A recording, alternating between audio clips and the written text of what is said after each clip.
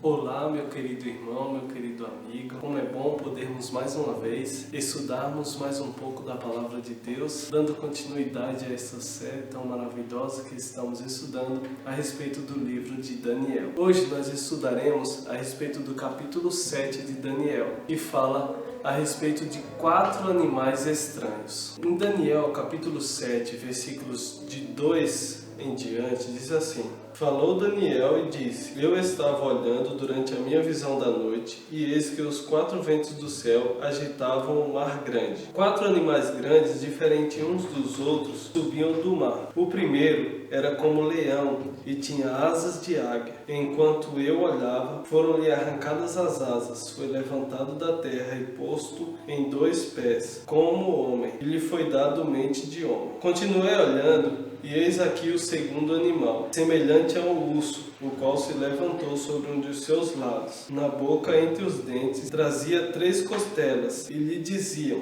Levanta-te, devora muita carne. Depois disso, continuei olhando, e eis aqui outro, semelhante a um leopardo, e tinha nas costas 4 asas de ave. Tinha também este animal 4 cabeças, e foi-lhe dado domínio. Depois disso, eu continuava olhando nas visões da noite, e eis aqui o 4º animal, terrível, espantoso e sobremodo forte, o qual tinha grandes dentes de ferro. Ele devorava e fazia em pedaços, e pisava aos pés o que sobejava. Era diferente de todos os animais que apareceram antes dele, e tinha 10 chifres. Estando eu a observar os chifres, eis que entre eles subiu outro pequeno, diante do qual 3 dos primeiros chifres foram arrancados. E eis que neste chifre havia olhos como os de homem, e uma boca que falava com insolência. Aqui nós finalizamos, até o capítulo 6, nós finalizamos a parte histórica do livro de Daniel,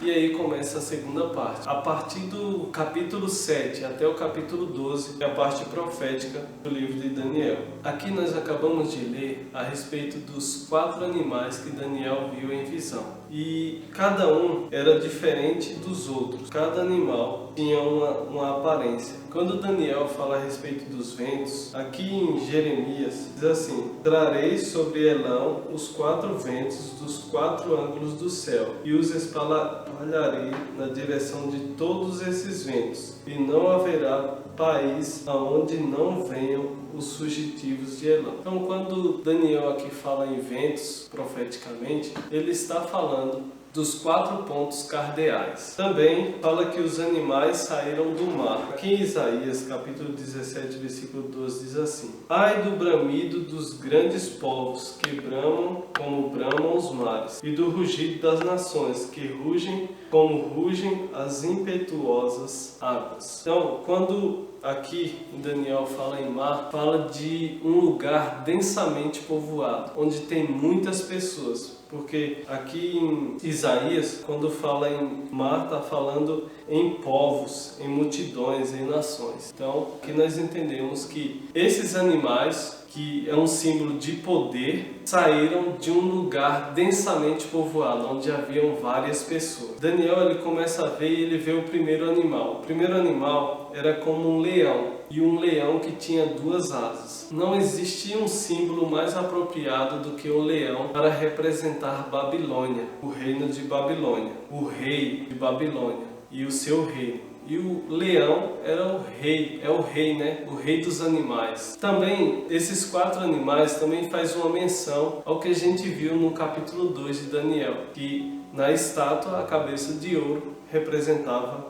Babilônia. Daniel continua olhando e ele vê um segundo animal, e esse segundo animal era como um urso. E esse urso, ele tinha 3 costelas na boca. Esse urso é um símbolo da Medo-Pérsia, que dominou Babilônia, que veio depois de Babilônia. As 3 costelas na boca eram um símbolo das conquistas que os Medo-Persas tiveram, as grandes cidades que eles dominaram. e foram 3 grandes cidades, que foram o Egito, Babilônia e a Lídia. Essas foram as 3 cidades, principais cidades que foram dominadas pelos medo-persas, que dominaram Babilônia no ano 539 e dominaram aquela região ali do Oriente até o ano 331. Tem um terceiro animal, e esse terceiro animal era um leopardo que tinha 4 cabeças e 4 asas. As asas é uma demonstração de que esse domínio foi feito de forma muito rápida.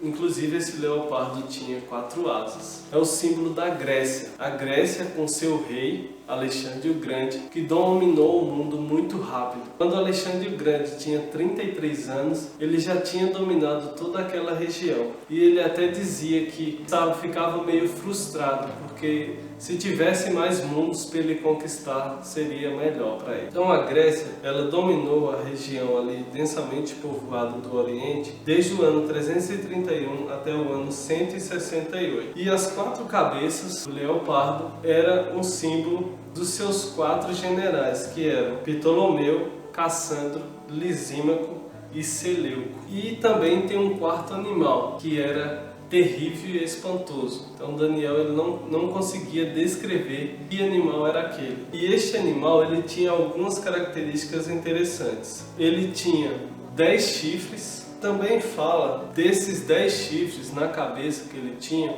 surgiu um outro chifre. E esse era um chifre pequeno, no qual arrancou 3 chifres. E esse chifre pequeno ele era diferente dos outros. Ele era mais robusto e ele tinha uma boca que falava com insolência e tinha olhos. Esses 10 chifres do animal, desse 4º animal que representa Roma, esses 10 chifres representavam um poder que depois acabou dominando o Império Romano, que foram as 10 tribos bárbaras, que foram os vândalos, os álamos, os suevos, os visigodos, os burgundos, os francos, lombardos, anglo-saxões, os ostrogodos e os érogos. Aqui diz que esse chifre pequeno que saiu desse animal, do 4º animal, ele iria lutar contra o povo de Deus. Ele iria guerrear contra o povo de Deus. Só que a palavra de Deus também deixa bem claro que o poder desse chifre pequeno iria passar e de que esse domínio seria passado para o povo de Deus. Assim, meus amigos, sabe, Deus, quando Ele nos mostra essas coisas que aconteceram, e quando a gente vai estudar nos livros de história e ver tudo se cumprindo perfeitamente, Deus está demonstrando para cada um de nós que Ele está no controle da história, que Ele está no controle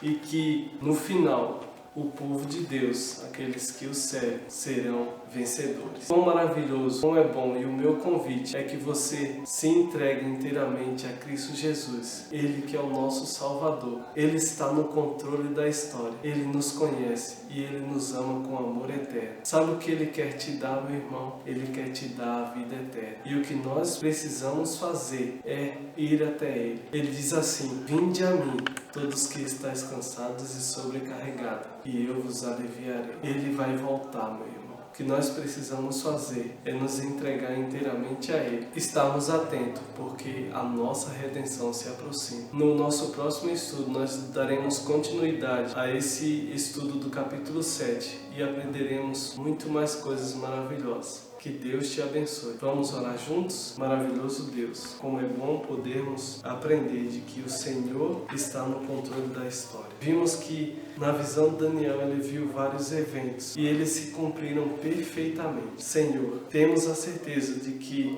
o Senhor em breve voltará para nos buscar e poderemos viver eternamente com o Senhor. Que o Senhor possa colocar essa certeza no meu coração, no coração de cada uma dessas pessoas que estão assistindo comigo. Isso é o que eu te peço em nome de teu Filho amado Jesus. Amém. Que Deus te abençoe, meu irmão.